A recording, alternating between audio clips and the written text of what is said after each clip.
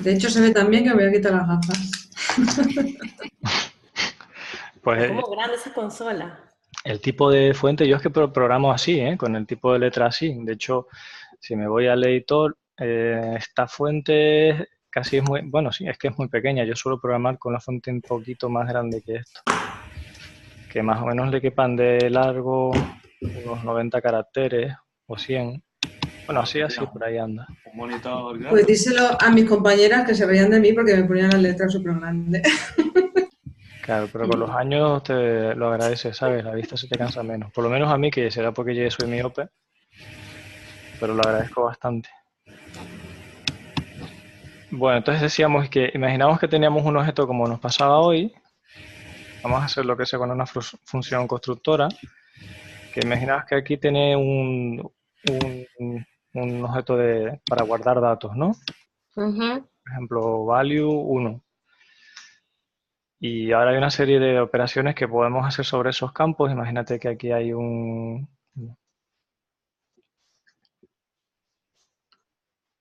data. Vamos a hacer una función que nos devuelva ese objeto, pensando que con eso vamos a estar seguros. Bueno. ¿Vale? Este data de aquí, como no pone this, se tiene que referir a este de fuera. ¿Vale? A la hora de resolverlo, esto es una closure, en realidad lo que estoy definiendo, que se va a referir a ese de ahí afuera. Y imaginaos que hay más funciones aunque no las ponga. Entonces tendríamos ahí el objeto application.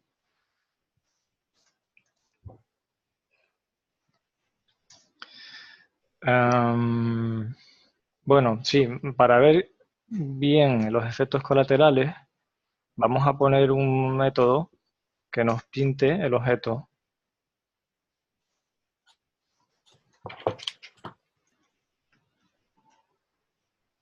Lo que va a hacer este JSON stringify, que lo que convierte es el objeto a un string.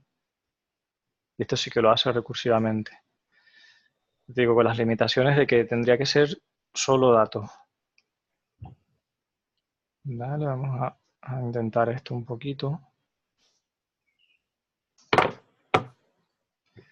Para que se vea mejor. Bueno, por ahí, La coma, sí. ¿no? De la propiedad. ¿El qué? La coma entre data y show data. Eso es, gracias. Aquí iría un punto y coma. Se podría intentar así. Ahora sí tenemos el objeto application y creamos una instancia nueva. Entonces, si yo digo app.data, bueno, sí, la función se llama data, ¿vale? Si pongo data secas me dice que es una función. Si le pongo paréntesis, ya me va a decir que D es un objeto, ¿no? Entonces yo a lo mejor creo que por el hecho de que lo estoy devolviendo con una función no me lo pueden modificar por fuera, pero como me dan una copia de la referencia, si yo pongo aquí otro valor, le pongo un 2, ¿qué pasa cuando hago pp y digo show data? Fijaros que ahora de repente el objeto que tengo tiene las dos propiedades y yo no quería, o sea, yo quería devolver una copia del objeto para que quien fuera tomase los datos, pero que no me los pudiese cambiar por fuera, porque pues no quiero que desde fuera cambien el estado de mi aplicación, porque eso es propenso a errores, que haya varios sitios donde el estado se está cambiando. Entonces, el objeto yo quiero que dentro de lo que es application pueda operar con él sin que nadie de afuera lo pueda modificar, aunque se vea. No sé si ahora, María, ¿entiendes el caso? ¿Te refieres a mí? Uh-huh. O a Luena, porque no sé. Sí, a ti. Pues no, o sea, ahora mismo estoy un poco perdida, pero también porque es que no he hecho, o sea, no sé de qué va el Array 30 porque, vamos, el JavaScript 30 porque no lo he hecho. Entiendo que es... Pues mira, María, el de hoy va para ver las diferencias entre lo que es copiar un objeto o hacer referencia al objeto. Entonces, Vale. veías que cuando tú igualas un objeto a otro, si tú copias, perdón, si tú modificas alguna de las propiedades, estás modificando también el original. Entonces tú a veces no vas a creer eso, no vas a creer que se modifique tu objeto original o tu array original. Entonces, la manera de hacerlo es lo que íbamos a ver ahora, la manera de hacer esa copia. No sé si me explico. O sea, lo que queremos aquí es que hay una función data que tiene la application que nos devuelve los datos, pero quisiéramos que fuera de solo lectura. Nosotros Vale. cuando devolvemos datos no queremos que se puedan modificar fuera del sitio donde se usan, porque entonces, sin querer, podemos estar introduciendo fallos porque están varios sitios cambiando el estado de la aplicación. El estado son pues las variables que guardan. Ujú. O sea que queremos darle acceso, pero solo de lectura, no de escritura. Entonces, ahora tal cual está, como le damos una copia de la referencia, está pasando que desde fuera sí están cambiando el objeto. Pueden estar Vale. haciendo sus campos y cambiándolo. Y Ok. eso sí, y eso lo estamos viendo aquí en ShowData, que te está devolviendo el dato que tiene aquí dentro, pero como un string. JSON.stringify, le pasas un objeto y te devuelve un string, con Vale. la representación de cómo sería ese objeto. Y es un formato JSON que esto lo usas para enviar datos al servidor, por ejemplo. Ujú. Vale, Vale. entonces, Ahí para vale. escribir esto, sin que data te lo modifiquen, pues tenemos varias versiones. Si solamente tenemos esa función que hay ahí, o sea, si data solo va a tener un campo que es value 1, nosotros aquí lo que podríamos de retornar es, eh, bueno, value 1 se llama igual, no value, perdón, y aquí sería data de value, o data.value. Y con esto cierro la función.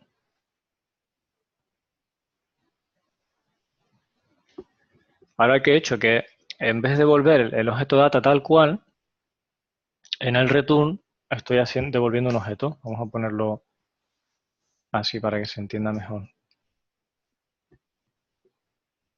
Y el return lo pongo así. ¿Vale? Ahora ya no devuelvo exactamente este objeto, sino devuelvo una copia. En este caso copiarlo es sencillo, porque solo tiene una propiedad. Tiene que llamarse igual y el value será lo que tenga data.value. Aquí no pongo directamente 1 porque a lo mejor en otro punto de la función el data ha cambiado. O sea, imagínate que usando aplicación tiene otra función que ahora mismo no está escrita, pero que fuese cambiando el valor de ese value. Entonces, por eso que no pongo directamente 1, lo dejo puesto así para que si cambia en algún momento, ¿vale? Por ejemplo, bueno, lo hago ya, hago una función que cambie los datos. Y aquí le pases, por ejemplo, un value. Entonces, en ese value, yo lo que voy a hacer es data.value igual a value. Y no devuelvo nada, porque acordaros de que intentamos que las funciones que mutan el estado, que provocan cambios, son acciones, no tienen return. Ujú. Entonces ya tengo tres funciones. Ahora, vamos a... Vale, se me ha borrado un momento, Carlos. ¿Sí? Entonces, tienes, ¿cómo se llamaba esta manera de crear métodos dentro de una función? Que le Bueno, hemos dado. es un objeto literal esto, lo que estoy definiendo. Y lo Vale, estoy llenando con... entonces, vale, tú en has puesto return value así data.value. El data.value se refiere a la variable data, que es un objeto, ¿no? Ujú. Esto sería por una copia, ¿no? No por referencia, yo para que me aclare. O sea, Data.value es una copia, el valor, porque es un primitivo, es un número 1. vale, ok, perfecto. Entonces, cuando hacemos asignación, se va a producir una copia del valor. Vale, Venga, pues ahí he creado la nueva instancia de app.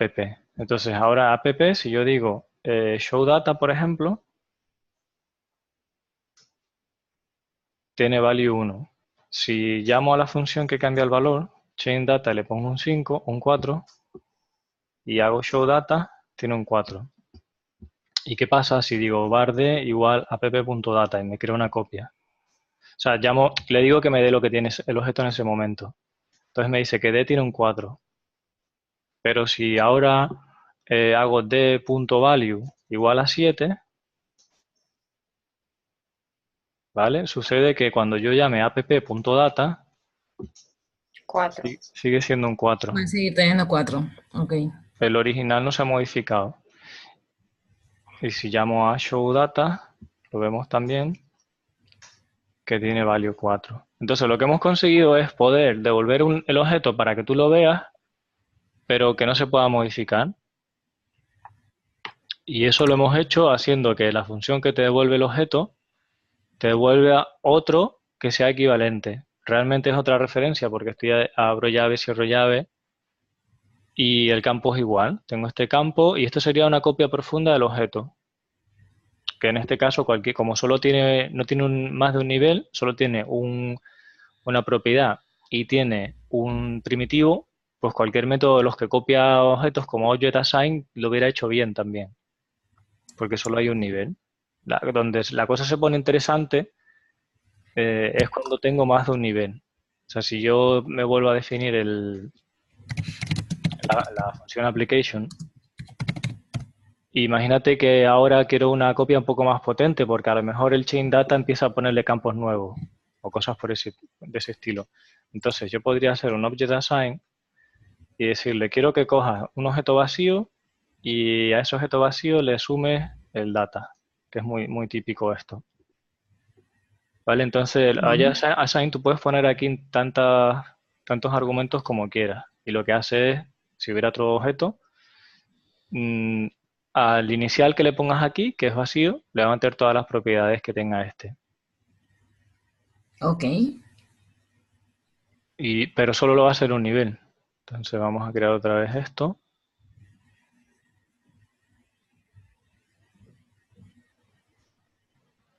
¿Vale? Entonces D tiene que vale 1.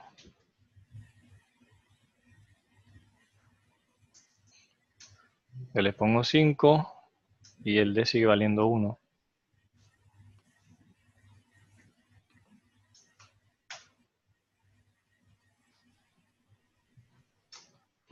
¿Vale? Conseguimos el mismo efecto y hemos ganado un poco en potencia porque ahora dinámicamente va a coger todas las propiedades que tenga. Antes yo tenía puesto a fuego que solo coge la que se llamaba value. Ahora si tuviera 5 propiedades las cogería las 5. ¿Sí? Ok. Sí. Esto también lo haces en el ECMAScript 6 poniendo puntos suspensivos. Sí, el split, ¿no? El split, si pones llave puntos suspensivos data, haría lo mismo que estoy haciendo con ObjectAssign. O sea, la sintaxis sería así.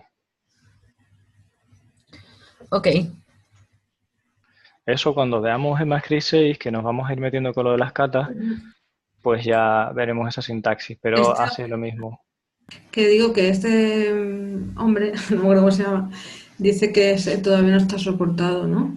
O sí, o ya sí. Bueno, A en lo el mejor cuando hizo browser, el vídeo, claro, cuando hizo el vídeo fue en 2017, estoy pensando que a lo mejor ahora Pero sí. si lo pruebas no funciona, porque yo lo he probado y no funcionaba. O por lo menos en mi ordenador. no, aquí no lo entiende todavía. Ah, espérate, que me falta una llave. Sí, aquí sí funciona, en mi Chrome, que es una versión bastante nueva. De todas maneras que hoy en día sigues teniendo que usar Babel para traducir el código ECMAScript 6 o 7 u 8 a la versión 5. O sea que tampoco nos tenemos que preocupar de si está soportado en el navegador porque se va a compilar a la versión 5 y ya está. Bueno, pues a donde íbamos con todo esto es que esos mecanismos de copia no te funcionan más que en el primer nivel. Entonces imaginaos que yo tengo aquí otra propiedad que es un objeto que tiene value igual a 2.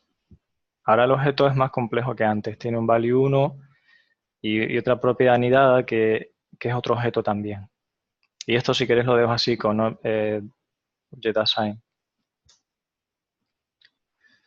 Entonces, si hago esto, llamo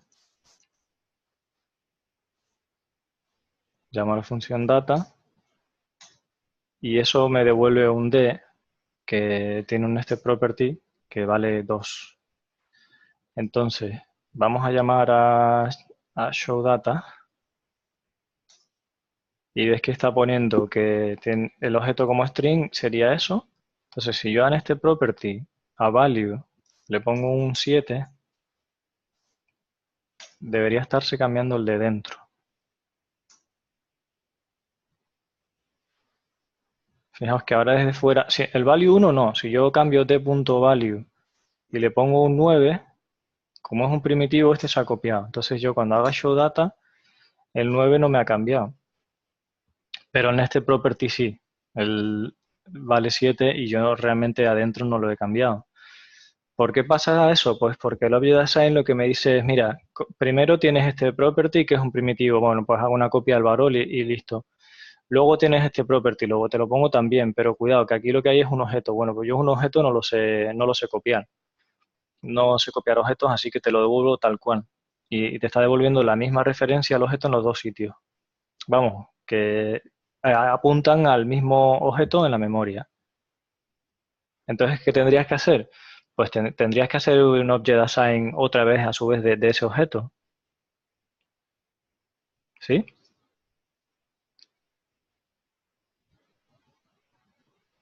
Ahí os he perdido, ¿no?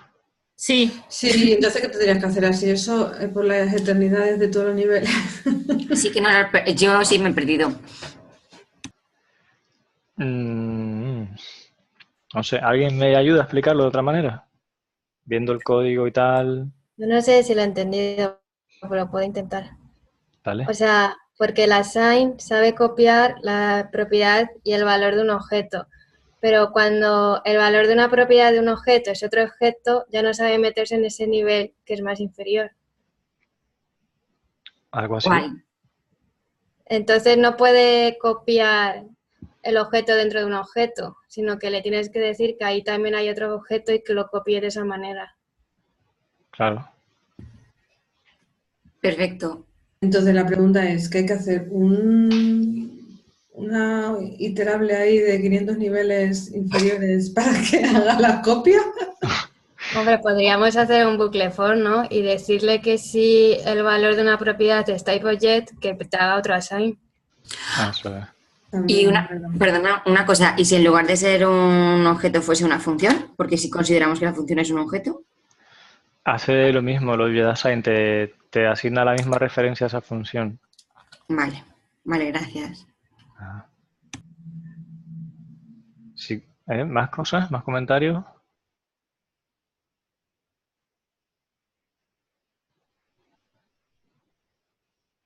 Vale, una solución en el caso de que las propiedades sean sencillas como esta es clonar y demás usando el JSON. A ver. Aquí. Lo que podríamos hacer nosotros es decirle, mira, quiero que hagas json.parse, que esto te convierte string. A ver.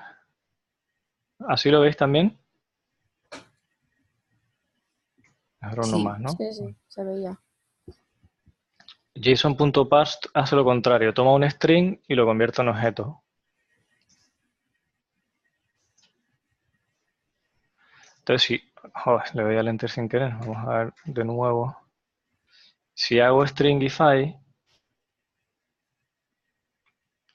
de mi data, ahora lo que estoy haciendo es, primero cojo el objeto y lo convierto en un string, con lo cual ya el string sabemos que es lo pasa como un primitivo, sí, bueno, sí, el string es un primitivo, y después hace parse, que tiene que crear objetos en base a eso que está entendiendo. Esto funcionaría bastante bien, por ejemplo, para casos como este, donde solo tengo valores que son simples, que no tengo funciones. Ahora vamos a hacer lo mismo de antes.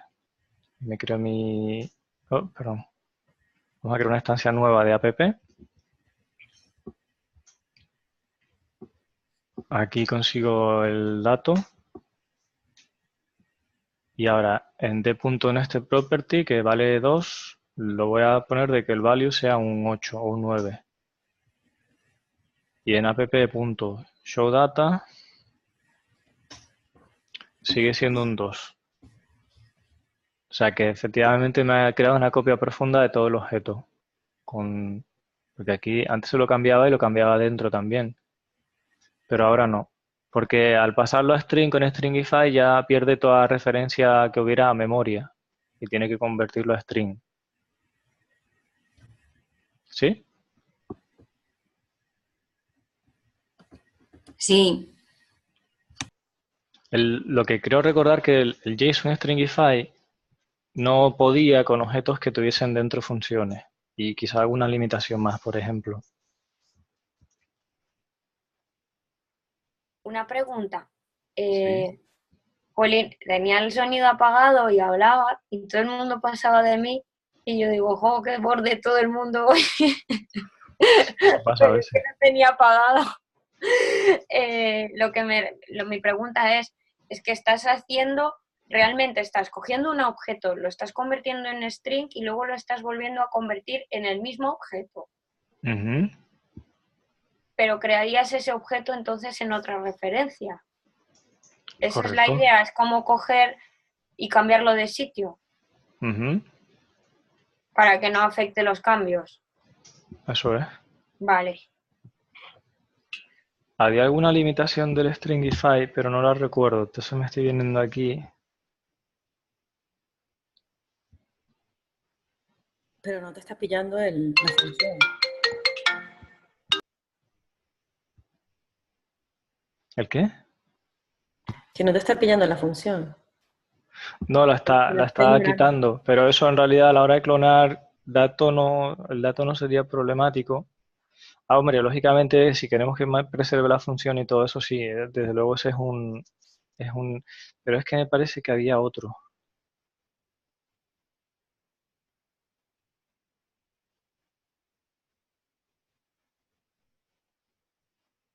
Claro, aquí te dice lo mismo, ¿no? Que la función la está quitando.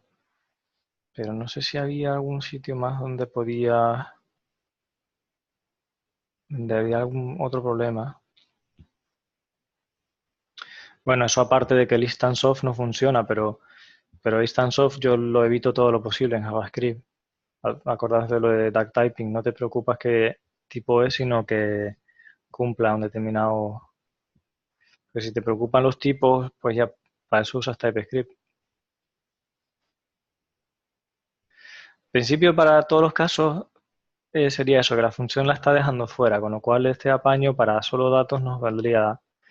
Pero podemos intentar hacer más o menos una aproximación si tuviéramos que hacerlo sin el stringify, si queremos respetar eso en la función. ¿Sí? Vamos a poner aquí. Vamos a poner que este se llama source.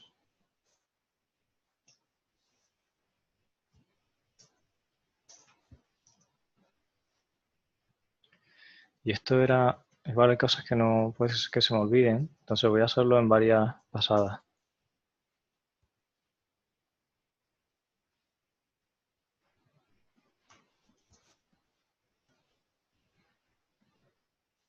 ¿Vale? Aquí lo que voy a hacer en una primera pasada es que me apunte por consola el nombre de la propiedad y lo que vale. Entonces, si yo llamo a deepclone y le pongo value 1, pues me pinta el console log cuando le pones coma pone un espacio. Ha puesto value como nombre de la propiedad y 1. Está bien, ¿no? Carlos, simplemente también en lugar de usar el in, puedes usar el off y así te ahorras el tener que ponerlo entre corchetes. Porque el off te da el valor ya. Sí. Entonces, vale. A lo mejor para clonar me va a hacer falta las dos cosas, ¿no? El name y... Ah, bueno, sí, también. Pero está bien saber eso, que el off te devuelve el valor directamente. Vale, entonces, hasta ahí vamos bien. Vamos a hacer un paso más allá. Vamos a poner aquí un objeto que se llamará el clone, que sea vacío. Y ahora lo que podemos hacer es preguntar. Decimos si... Y vamos a ir poniendo variables. Esto sería el value, sería source de name. Esto ya no me hace falta ahora mismo. Y decimos si el type of value no es igual a object.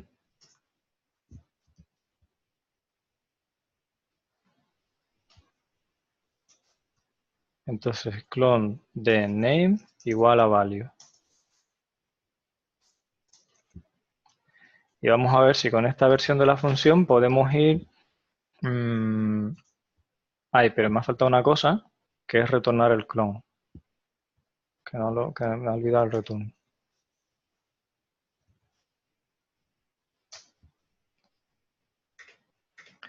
Entonces, si llamo a dict copy esto, me devuelve un objeto. Y si ahora pongo un objeto, lo está ignorando, ¿verdad? Porque como tenemos un if que dice que si es un objeto, y si le pongo un function, lo va a poner también. ¿Ves? Ahí me la está manteniendo la función y los valores. Entonces, fijaos que estoy programando la función por iteraciones, como primero hago una cosita sencilla, luego hago otra. Esto que estoy haciendo es TDD. Una pregunta. Yo he visto muy poco y no sé muy bien cómo significa el for var name in source. Pues eso, te recorre las propiedades de un objeto. Vale. Te va dando todas las propiedades. Os comentaba que esto que estoy haciendo es una forma de hacer TDD. Porque lo que veis que yo tengo en mi cabeza el test que quiero hacer, es verdad que no lo estoy haciendo escribiendo test, pero lo estoy haciendo en pequeños incrementos en mi cabeza sé que quiero probar algo que me funcione para un bloque pequeñito y hago la función solo para que llegue hasta ahí. No intento hacerla todo de golpe. La ejecuto, veo que va bien, con lo cual mi test pasa, aunque el test sea manual, y después veo cuál es el siguiente caso que quiero cubrir. Y esto es hacer TDD, aunque los tests no estén quedando escritos. Vale. Entonces, la forma de pensar de TDD te ayuda, aunque no tengas test, porque no te vuelves loco intentando hacer todo de golpe con toda la complejidad, sino voy dando pequeños pasitos, veo que van funcionando y sigo. La ventaja es que si los test los tuviera escritos, sé que lo que estoy añadiendo no estropea lo anterior, mientras que ahora realmente sí tengo la incertidumbre que a lo mejor añado cosas que estropean lo de antes. Pero bueno, aquí para la demo de lo que quiero está suficientemente bien así. O sea, luego Sí, lo pero que no es voy a como... poder hacer... ¿Sí? Sí, que es como lo que normalmente, bueno, yo por lo menos y hay gente de mis compañeras que también lo hacemos, que vamos probando todo el rato en los console log. Lo que ahora me está devolviendo sería esa mentalidad pero haciendo los test. O sea, que estoy viendo que es más o menos lo mismo, aunque lo tienes que estructurar de otra manera, ¿no? Pero sí, sí. Claro, lo que pasa es que si tú haces la función entera como crees que debería funcionar para todos los casos y cuando la terminas es cuando empiezas a hacer console log, realmente ya no sería estilo TDD porque lo que estás haciendo es depurarla. Empiezas a probar casos que no te fallan, que no te funcionan. Realmente yo no lo hago así. O sea, yo hasta que no esté entera hacer el console log, no, eso yo no, no Lo soy vas capaz haciendo de por el llegar ahí. camino, ¿no? Yo voy poco a poco. Bueno, Digo, a pues ver, sí, ahora me devuelve una byte, sí. Ah, vale, y ahora me devuelve así. pues eso es una forma de hacer TDD también. O sea, por lo menos tienes esa idea de que vas en pequeños pasos. Vale, entonces, siguiendo con la implementación, si es un objeto, lo que podríamos hacer es que al clone de name hiciéramos un deep clone. Ay, maldito cursor. Hiciéramos aquí un deep clone del value. ¿Vale? Como se supone que el value es un objeto, ¿sí? Pues tendríamos que intentar aplicar lo mismo que ha hecho y ahí y ponérselo en esa propiedad. Sería recursivo. Entonces ahora vamos a ver el caso en el que creo el objeto.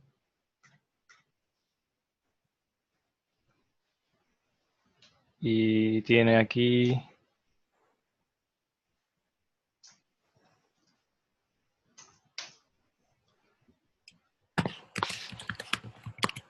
Ahora lo he hecho bien, tiene value 1 y value 2. Y si le pusiera dentro del value 2 otro objeto,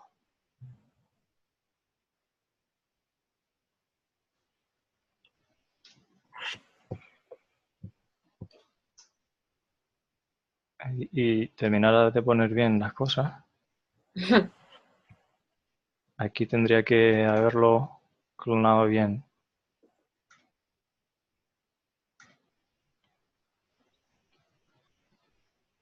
O sea que aquí veis también otro ejemplo en el que la función recursiva nos ayuda. Una vez que teníamos planteados todos los casos que había, así los sencillitos, digamos, cuando ya se convierte en ahora esto repítelo otra vez, podíamos llamar a la función simplemente. Y tenéis un caso donde hay un bucle, porque va recorriendo las propiedades, y dentro de ese bucle hay una llamada recursiva. Este es súper típico uso de recursividad. Entonces, la condición de parada realmente te la está dando el bucle, porque cuando el objeto esté vacío no va a entrar al bucle, directamente te devuelve, dice var clone igual a objeto vacío y lo devuelve. No te hace falta un if para condición de parada de recursividad. Vale. El código que está en la pantalla ahora justo, ¿lo entendéis? Sí. Yo no, Carlos. Yo no lo entiendo. ¿Qué parte te cuesta más? Pues desde el principio. O sea, vamos a ver, yo entiendo que tenemos una variable clone, que es un objeto que está vacío. De ahí haces un for y sigo sin entender qué hace var name in source. Entiendo que source, que es un array, que es o sea, que la variable name, o sea, a ver, que dentro del for lo que está diciendo es que la variable name te la meta en el objeto array source, ¿correcto? Que la busque más bien. No, pero lo vamos a escribirla despacito otra vez. Voy a venir aquí y la voy a editar, ¿vale? Voy a dejar solamente... Carlos, ¿por qué no creas una variable source y después llamas a deepclone con esa variable para que se vea lo de name y, ¿sabes? Para que se vea cómo está cogiendo los JavaScript. ¿Me expliqué? Tú dices que en vez de llamar la función con un objeto literal, le paso una variable. Sí, o sea, para que crees el objeto source y entonces tenga sentido porque eso es, la estructura. De todas maneras, el name ese es como si se llamara, yo qué sé, la I de los for, es el ítem. Claro, pero ¿quiénes son esos names en source ahorita? ¿Quiénes son? A, B y C, ¿no? ¿Vale? ¿Lo ves, María? Ahora tienes el name in source. Ahora, si pongo el código de nuevo la función, lo que hace name es que coge, solamente coge del objeto. los nombres de las propiedades solamente. Name es el nombre de las propiedades del objeto. Puede ser A, B, C o... Vale. Y ese property name le das tú el valor que quieras para acceder a esas propiedades del objeto, en este caso source, ¿no? ¿Le doy el valor que yo quiera? Me refiero al nombre, perdón. Es que yo nunca he usado el var property name in source, por ejemplo. Es simplemente acceder a la propiedad del objeto. Para A todas las propiedades, sí. Eso lo que hace es que las recorre. Vale. Ah, vale. Pero sí que hemos usado ese for. A mí me suena verlo, pero nunca lo he entendido. Vale. ¿Por qué no hacemos un for normal? ¿No se puede? Porque el for normal... había una diferencia cuando iteraba sobre un objeto, ¿sabes? Pero se podría, o sea, nosotros podríamos decir aquí for. Porque Carlos no lo nombra, ¿no? En lugar de property name y source, llámalo key y object. Así se lee mucho más claro que es una propiedad de un objeto. For var key in object. O sea, a ver, yo creo que lo importante es que si hacemos un for con un index que itera en numérico, ¿sí? Tiene sentido pensar, por ejemplo, en posiciones de un array. Sí, que hay unas posiciones, digamos, numeradas, pero las propiedades de un objeto en realidad no son numeradas, entonces semánticamente tiene más sentido que tú pienses en que iteres por todas las propiedades de un objeto. ¿Sí? Es menos visual porque no tienes el numerito que te va diciendo, pues ya voy por la posición 2 del array, voy por la posición 3 del array. Es que si lo hiciera con for, que es lo que estaba pensando, ¿no? Tú no tienes un length, porque no es un array. Claro, es que no tienes posiciones. Y entonces ahora, si la propiedad se llama A, ¿cómo puedo decir yo aquí que object de I?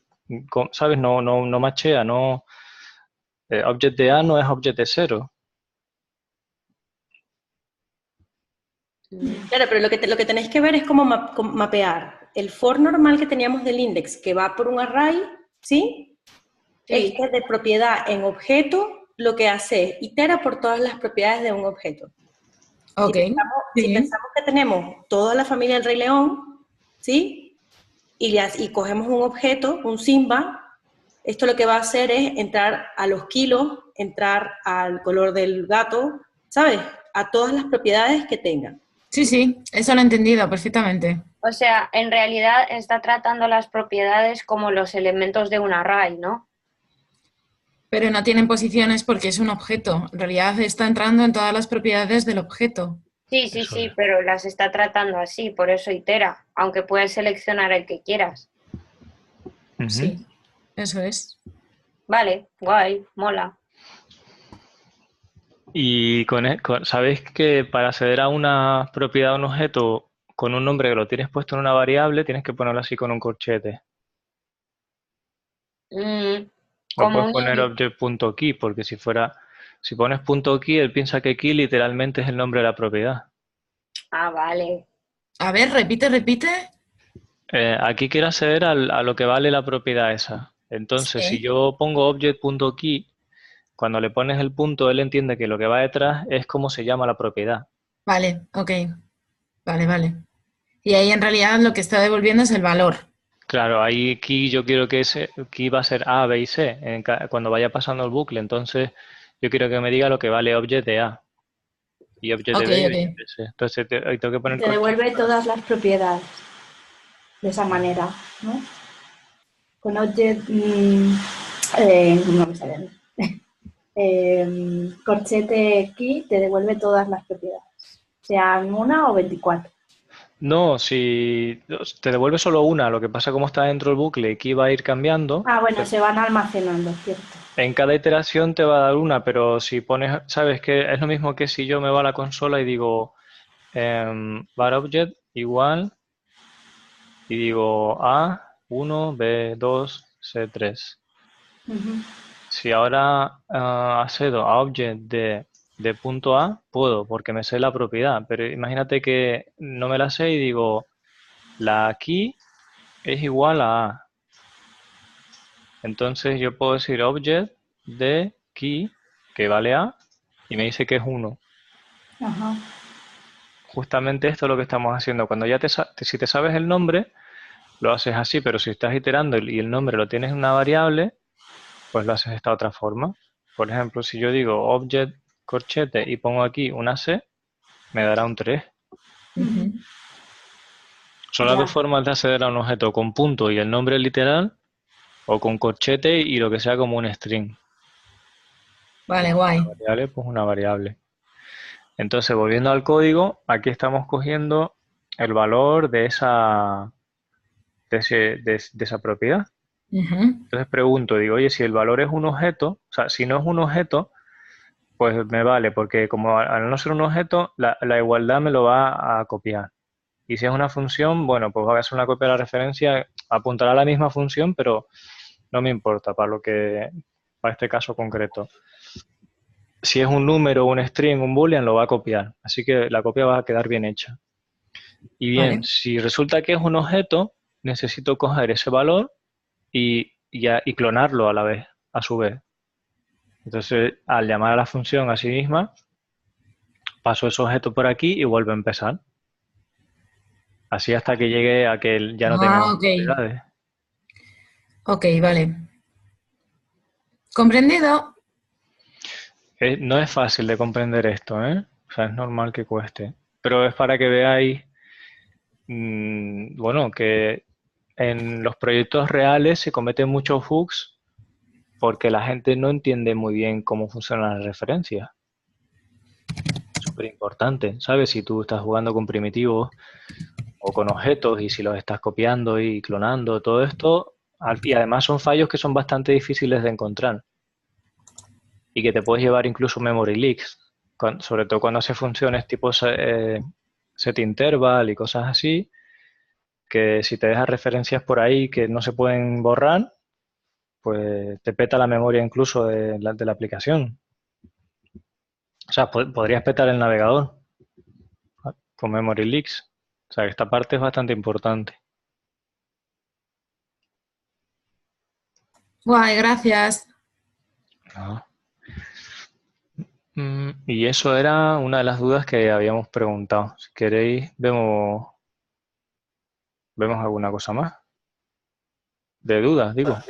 Pero, ¿y esto de dónde venía? Que yo ya me perdí de dónde lo habíamos...